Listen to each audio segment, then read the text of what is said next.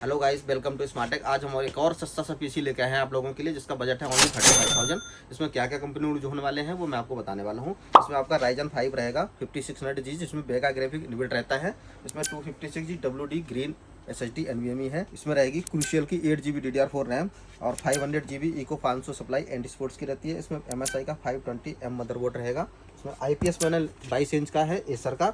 इसमें आपको रहेगी 3 फैन की कैबिनेट। आपको भी अगर इस तरह का कोई भी सिस्टम बनवाना तो मुझे आप कांटेक्ट कर सकते हो। हमारा नंबर आपको स्क्रीन पे मिल जाएंगे और ऑनलाइन ऑर्डर भी प्लेस कर सकते हो।